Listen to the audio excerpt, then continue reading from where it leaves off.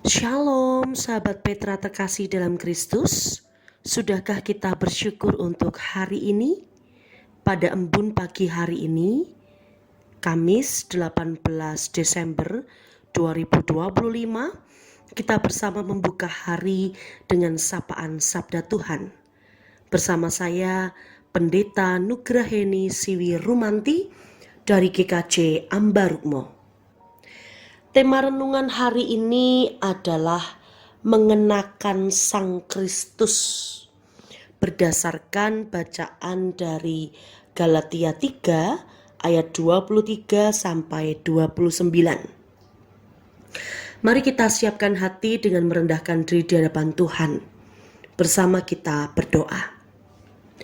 Allah Bapa kami yang bertahta di kerajaan surga yang maha mulia, kami bersyukur atas hari baru pemberian-Mu saat ini. Sekarang kami akan merenungkan sabda-Mu. Kiranya Roh-Mu yang kudus itu menaungi kami, sehingga kami mengerti kehendak-Mu dalam hidup kami.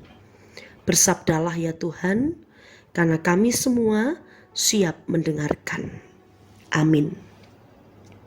Sahabat Petra, kita akan membaca Galatia 3 ayat 23 sampai 29. Galatia 3 ayat 23 sampai 29. Sebelum iman itu datang, kita berada di bawah pengawalan hukum Taurat dan dikurung sampai iman itu telah dinyatakan. Jadi hukum Taurat adalah penuntun bagi kita sampai Kristus datang, supaya kita dibenarkan karena iman. Sekarang iman itu telah datang. Karena itu kita tidak berada lagi di bawah pengawasan penuntun. Sebab kamu semua adalah anak-anak Allah karena iman di dalam Yesus Kristus. Karena kamu semua yang dibaptis dalam Kristus telah mengenakan Kristus. Dalam hal ini tidak ada orang Yahudi atau orang Yunani, tidak ada hamba atau orang merdeka, tidak ada laki-laki atau perempuan, karena kamu semua adalah satu di dalam Kristus Yesus.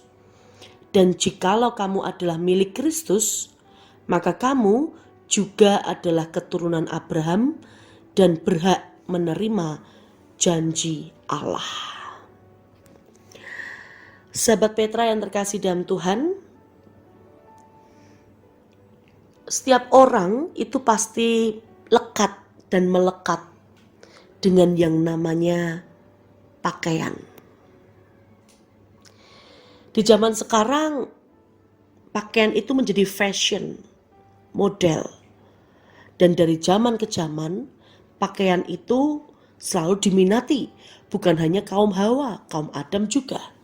Bukan hanya yang muda, bahkan yang tua juga. Dari segala usia. Karena pakaian itu menjadi salah satu dari 3 kebutuhan pokok manusia.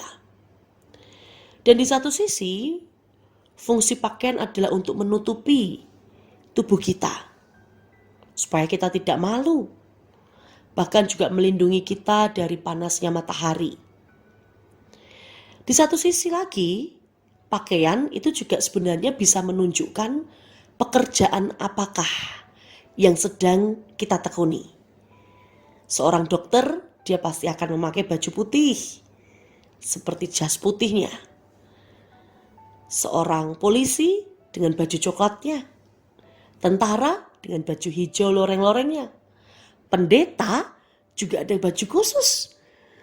Entah apapun warnanya yang jelas, pasti ada kolarnya. Nah, bacaan kita saat ini juga mengajarkan tentang bagaimana berpakaian. Tetapi Rasul Paulus mau mengajarkan kita bukan hanya berpakaian secara kain, secara busana, secara kulit luar. Tidak.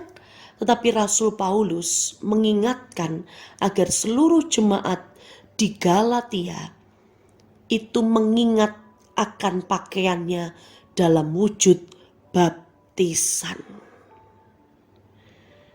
Karena setiap orang yang sudah baptis itu artinya dia sudah mengenakan Sang Kristus. Sang Kristus itu sebagai pakaian yang melekat erat, yang tak akan pernah terlepas dalam diri setiap orang beriman. Maka gesangnya, hidupnya itu juga harus merasuk, harus sungguh-sungguh berpakaian seperti hidupnya Sang Kristus. Artinya adalah di tengah kehidupan yang dijalani ini, setiap orang percaya harus menunjukkan dan meneladani bagaimana Tuhan Yesus itu hidup. Tuhan yang penuh kasih, Tuhan yang sabar, Tuhan yang pengertian, Tuhan yang bijaksana, dan semuanya itu Yesus lakukan di dalam kehidupannya. Maka semua karakter Kristus itu harus dikenakan juga oleh setiap orang percaya di Galatia.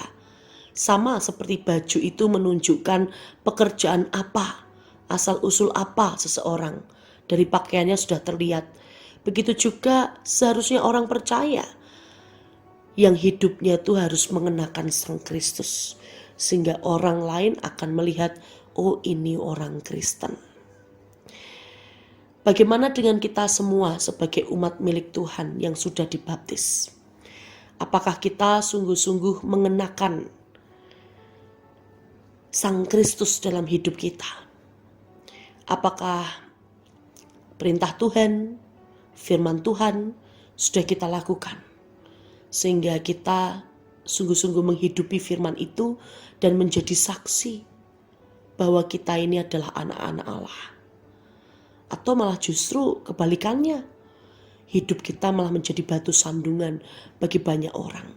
Sehingga yang kita pakai bukan baju Sang Kristus, melainkan justru baju egois diri kita sendiri, baju kepentingan diri kita sendiri, yang pada akhirnya kita akan melukai hati Sang Kristus. Maka mari kita ingat baptisan kita, dari mana kita berasal, yaitu dari Yesus Kristus sendiri yang menjadi sumber penolong kita, yang menjadi satu-satunya juru selamat kita. Dan kita semua tidak bisa membeda-bedakan orang, dari mana suku kita, dari mana asal kita, karena kita semua satu di dalam Kristus Yesus dan menjadi milik Kristus sampai selama-lamanya. Tuhan menolong kita. Amin. Mari kita berdoa. Terima kasih ya Tuhan, kami bersyukur karena hidup kami adalah di dalam Kristus. Kami bersyukur karena kami punya teladan berkat, yaitu Yesus Kristus sendiri sebagai jaminan keselamatan kami. Yesus yang harus kami kenakan dalam hidup kami setiap hari. Maka ajar kami ya Tuhan, dalam hidup kami yang tidak mudah ini, ajar kami untuk serupa seperti Yesus Kristus yang penuh kasih, yang pemaaf, yang bahkan tidak memandang siapapun dan tidak membeda-bedakan siapapun. Tuhan, berkatilah apa yang kami lakukan sepanjang hari ini, baik dalam pekerjaan kami, pelayanan kami, ataupun juga sekolah kami, perkuliahan kami, segala aktivitas kami. Kami hanya menyerahkan ke dalam tangan pimpinan Tuhan, karena hanyalah Tuhan satu-satunya andalan kami. Berkatilah kami Tuhan, kalau sepanjang hari ini kami harus melakukan hal-hal yang mungkin masih berat dan membingungkan. Kiranya Tuhan memberikan kami petunjuk, memberikan kami tanda, agar apa yang kami lakukan itu sungguh-sungguh berasal dari Tuhan. Kami juga menyerahkan ya Tuhan, secara khusus untuk korban-korban bencana di sana, baik di sekitar Gunung Semeru, ataupun juga yang di Sumatera, dan di berbagai tempat. Tuhan kiranya melindungi mereka yang berjuang untuk bangkit, mereka yang menata kehidupan di masa depan. Tuhan kiranya memberkati, sehingga mereka tetap mengingat Tuhan, mengingat semua kebaikan Tuhan, bahkan juga Tuhan berkati para sukarelawan, sehingga bantuan-bantuan yang tersalurkan itu bisa tepat sasaran. Ya Tuhan, kami juga menyerahkan untuk segala sesuatu yang menjadi pergumulan hidup kami. Tuhan kiranya bersama dengan kami, menolong kami, menuntun kami, sehingga kami tidak merasa sendirian, melainkan kami tetap kuat berada di dalam lindungan cinta kasih Tuhan. Terima kasih ya Tuhan, sepenuhnya hari ini kami hanya menyerahkan di dalam nama Tuhan Yesus Kristus. Amin. Demikian sahabat Petra terkasih dalam Kristus, kiranya sabda Tuhan meneguhkan dan menguatkan kita senantiasa, khususnya dalam menjalani waktu hari ini. Materi renungan ini bersumber dari Sabda Winedar atau Sadar, karya Sinode GKJ. Saya, Pendeta Nugraheni Siwi Rumanti dari GKJ Ambarukmo, mohon diri dan mohon maaf bila ada kata yang kurang berkenan. Sahabat Petra, selamat mengisi waktu sebagai saluran berkat Tuhan hari ini. Tuhan Yesus memberkati.